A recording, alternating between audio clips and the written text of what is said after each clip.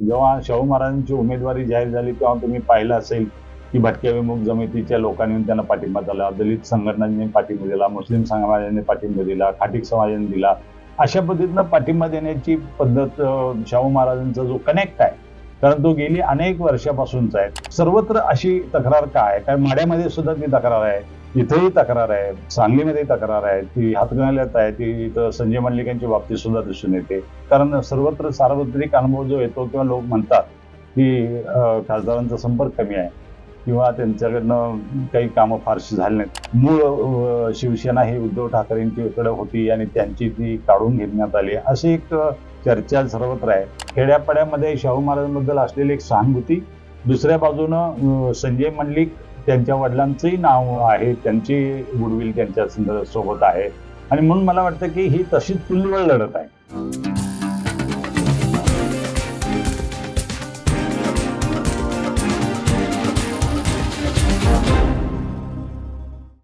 नमस्कार, मी तुषार Kalaburagi. The पॉलिटिक्सच्या hyper local या कार्यक्रमात आपल्या सगळ्यांचं अगदी मनापासून स्वागत.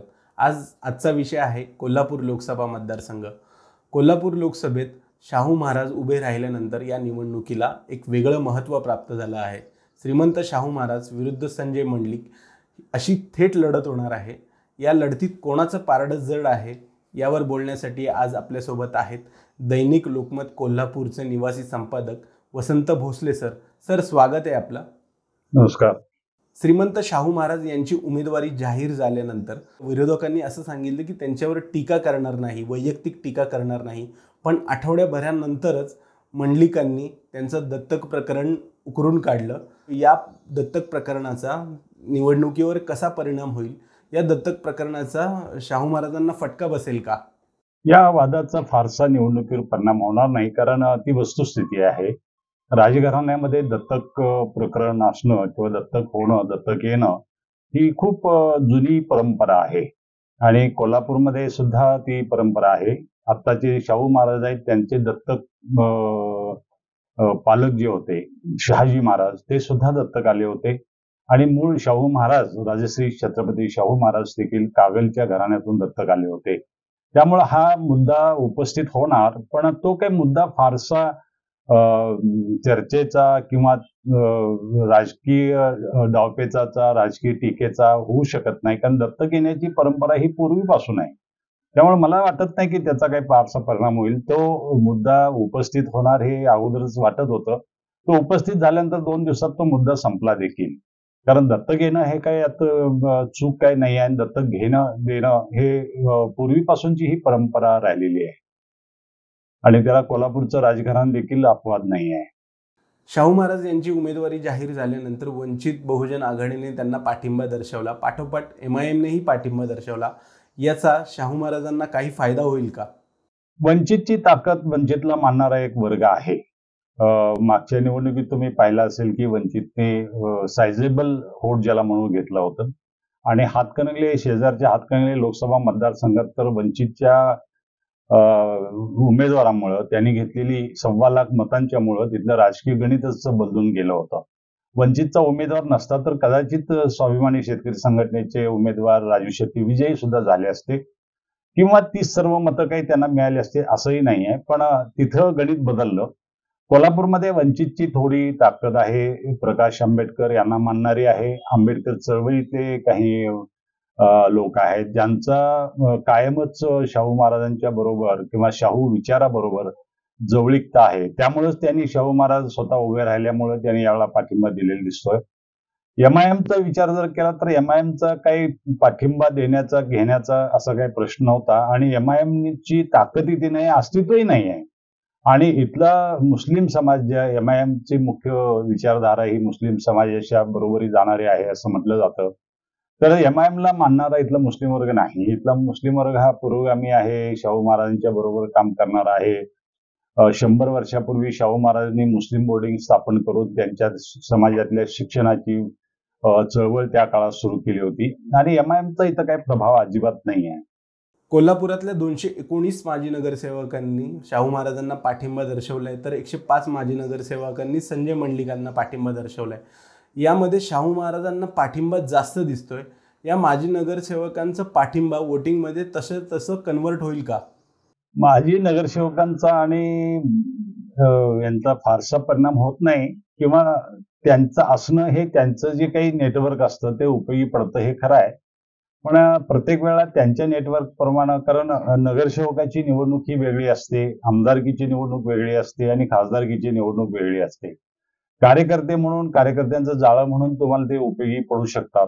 तिथे तुम्हाला बूथवर काम करायचं आहे, गल्लीमध्ये प्रचार करायचा आहे, वॉर्डामध्ये प्रचार करायचा आहे, याला उपयोगी पडू शकतं. तसं जर मग पाहिलं तर गेली अनेक वर्ष काँग्रेस आणि राष्ट्रवादीची महापालिकेत सत्ता असताना देखील शिवसेनेचा आमदार निवडून येतो किंवा राष्ट्रवादीचा खासदार निवडून येतो. म्हणजे प्रत्येक निवडणुकीचे प्रमाण वेगळे आहेत, आयाम वेगळे आहेत, त्याचे विषय वेगळे असतात आणि सर्व नगरसेवक एका पक्षाकडे गेले म्हणजे त्याच पक्षाला सर्व मतं मिळतील असं होत नाही आणि सर्व नाही मिळाले म्हणजे मतं मिळत नाही असंही होत नाही. पण लोकसभेच्या निवडणुकीचे विषय हे खूप वेगळे असतात आणि नगरपालिकेच्या नगरसेवकांचा हा विषय हा वैयक्तिक त्यांचा असलेला रॅपो, त्या भागातल्या प्रत्येकाचा असलेला रॅपो, त्या भागामध्ये तो नगरसेवक किती प्रभावी आहे याच्यावर अवलंबून असतं. आणि असं बऱ्याच वेळा बऱ्याच ठिकाणी हे दिसून आलेलं आहे. नगरपालिका एकाकडे आहे आणि आमदारकीच्या निवडणुकीत किंवा खासदारकीच्या निवडणुकीत मतं दुसऱ्यांना मिळाले. तसं प्रत्येक वेळा झालेलं आहे. आणि गेली 4-5 वर्ष होत आली आता कोल्हापूरची नगरपालिका अस्तित्वात नाही, कारण त्याची मुदत संपल्यानंतर आरक्षणाच्या प्रश्नावरनं महापालिकेच्या निवडणुका झालेल्या नाहीत आणि त्यामुळं ते आता कितपत प्रभावी आहे ते प्रश्नचिन्हच आहे त्याच्या बाबतीत. मागच्या वेळी संजय मंडलिक खासदार होते. मतदारसंघात न येणारा खासदार असा त्यांच्यावर आरोप सातत्याने होत आलेला आहे. कोल्हापूर लोकसभा मतदारसंघात संजय मंडलिकांविरोधात अँटी इन्कम्बन्सीचं वातावरण आहे का? तुम्ही एक पाहिलं या निवडणुकीमध्ये एक वैशिष्ट्य दिसतं मला, की विशेषतः पश्चिम महाराष्ट्रामध्ये सांगली, सातारा, सांगली, माढा, सोलापूर, कोल्हापूर, हातकणंगले इथे महायुतीचे उमेदवार आहेत, खासदार आहेत. गेली 5 वर्ष तेच होते. कोल्हापूर जिल्ह्यातले दोन्ही खासदार हे शिवसेनेचे होते, ते शिंदे सेनेमध्ये आता गेलेले आहेत. सांगली, माढा आणि सोलापूरला भाजपचे खासदार होते.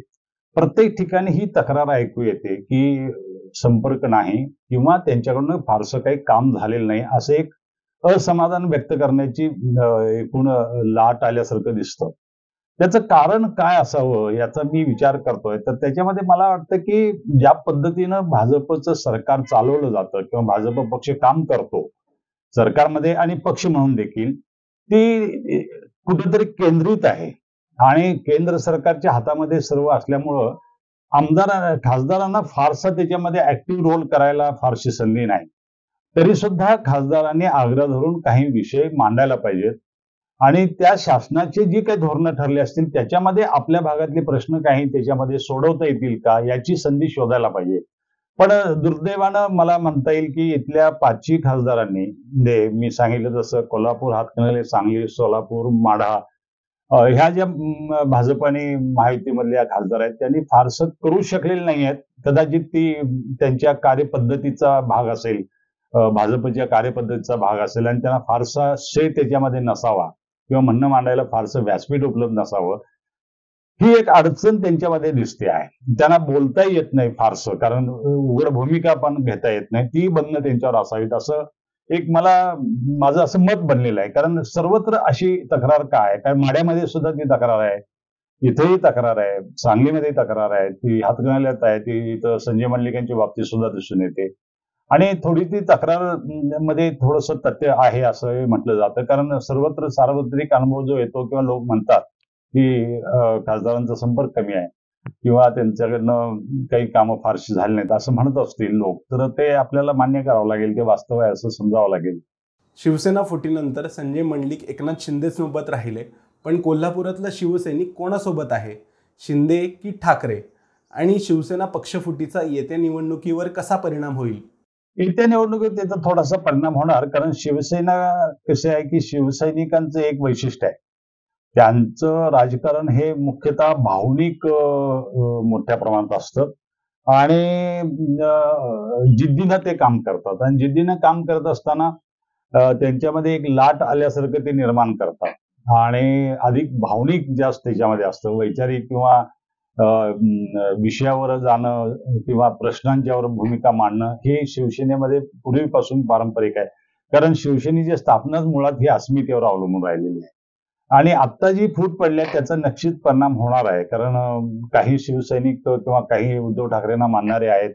मूळ शिवसेना ही उद्धव ठाकरेंची इकडे होती आणि त्यांची ती काढून घेण्यात आली, अशी एक चर्चा सर्वत्र आहे. ती थोडीशी त्याचा परिणाम होणार आहे, नाही असं नाही. आज घडीला शाहू महाराज विरुद्ध संजय मंडलिक या लढतीत कोणाचं पारडं जड आहे? पारडं जड असं एकदम कन्क्लुजनला येणं कठीण आहे. कारण संजय मंडलिकांच्या बरोबर पालकमंत्री हसन मुश्रीफ आहेत, आमदार राजेश क्षीरसागर आहेत, आमदार प्रकाश आंबेडकर आहेत, समरजित घाटगे आहेत, कोल्हापुरात माजी आमदार राजेश क्षीरसागर त्यांच्या बरोबर आहेत, माजी आमदार चंद्रदीप नरके त्यांच्याबरोबर आहेत, शिवाय खासदार धनंजय महाडिक त्यांच्याबरोबर आहेत, महाडिक फॅमिली सगळी त्यांच्याबरोबर आहे. असं जर तुम्ही पाहिलं तर त्यांच्याकडे सुद्धा एक मोठी नेतृत्वाची फळी आहे. शिवाय मोदी फॅक्टर त्यांच्याकडे आहे. मोदींची इमेज आणि मोदींच्या इमेजवरतीच निवडणुका लढवण्याचा किंवा मोदींची गॅरंटी आणि मोदींच्यावर निवडणूक नेण्याची जी स्ट्रॅटेजी भाजपनं खेळलेली आहे तो एक प्लस पॉईंट त्यांच्याकडे आहे. आणि महाराजांच्याकडे म्हटलं तर महाराजांच्याकडे सुद्धा एक यंत्रणा आहे किंवा महाराजांच्या बद्दल असलेली सहानुभूती. कारण महाराज हे कुठेच लोकात मिसळत नव्हते, अशी काही पद्धत नव्हती. महाराज हे छोट्या मोठ्या कार्यक्रमामध्ये, वेगवेगळ्या समारंभामध्ये, वेगवेगळ्या कार्यक्रमाच्या रूपानं लोकांच्या मध्ये कायम मिसळून होते. त्यांचा नाही म्हटलं तरी तसाच जनसंपर्क आहे. राजकीय दृष्ट्या नसेल तो, पण सामाजिक सांस्कृतिक दृष्ट्या त्यांचा संपर्क बऱ्यापैकी होता. आणि त्यांच्याबरोबर सतेज पाटील जे काँग्रेसचे गटनेते आहेत विधान परिषदेत, त्यांची ताकद आहे. PN पाटील आहेत, संपत बापू आहेत, असे अनेक मंडळी त्यांच्या बरोबर आहेत.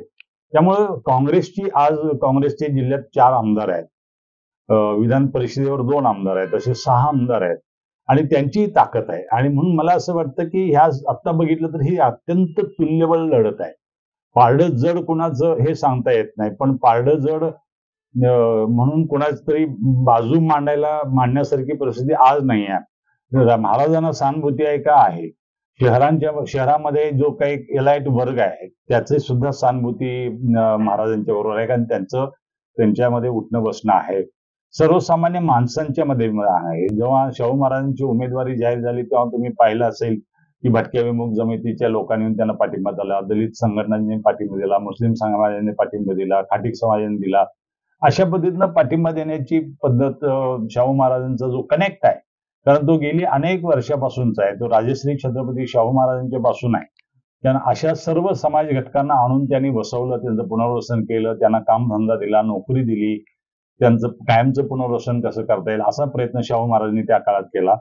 ती परंपरा तिथं कायम आहे. त्यामुळं मला असं वाटत नाही की आज कुणाचं पारडं जड आहे असं दिसत नाही. फक्त आता ही निवडणूक कोणत्या मुद्द्यावर जास्त पुढे जाते. येत्या शनिवारी पंतप्रधान नरेंद्र मोदी यांची सभा कोल्हापुरात आहे, त्याचा इम्पॅक्ट किती होतो आणि याच्यामध्ये जे चर्चेला विषय येतील त्यावरनं ती कशा पद्धतीने निवडणूक पुढे जाईल. कारण 2च दिवसापूर्वी अर्ज माघारी घेण्याची मुदत संपलेली आहे आणि ती मुदत संपल्यानंतर चित्र स्पष्ट झालंय. एकूण 23 उमेदवार रिंगणात जरी असले तर मुख्य लढत ही छत्रपती शाहू महाराज आणि खासदार संजय मंडलिक यांच्यातच आहे, हे मात्र स्पष्ट आहे. एकही इतर मोठ्या पक्षाचा उमेदवार नाही. आणि म्हणून मला असं वाटतं की खेड्यापाड्यामध्ये शाहू महाराजांबद्दल असलेली एक सहानुभूती, दुसऱ्या बाजूनं संजय मंडलिक त्यांच्या वडिलांचंही नाव आहे, त्यांची गुडविल त्यांच्या सोबत आहे. आणि म्हणून मला वाटतं की ही तशी तुल्यबळ लढत आहे. जी काही लढत होईल ती तुल्यबळच होईल आणि आजच्या घटकेला पारडं जड आहे असं म्हणता येणार नाही. सर, आपले खूप खूप आभार. ही निवडणूक जशी पुढे सरकेल, प्रचार पुढे सरकेल, तसं आम्ही पुन्हा बोलू, मुलाखत घेऊ. तुर्तास इथेच थांबू. मित्रांनो, तुम्हाला नेहमीप्रमाणे एक नम्र आवाहन, हा व्हिडिओ कसा वाटला, हे विश्लेषण कसं वाटलं हे आम्हाला कमेंट करून सांगा आणि द पॉलिटिक्स या चॅनलला सबस्क्राईब करायला अजिबात विसरू नका. धन्यवाद.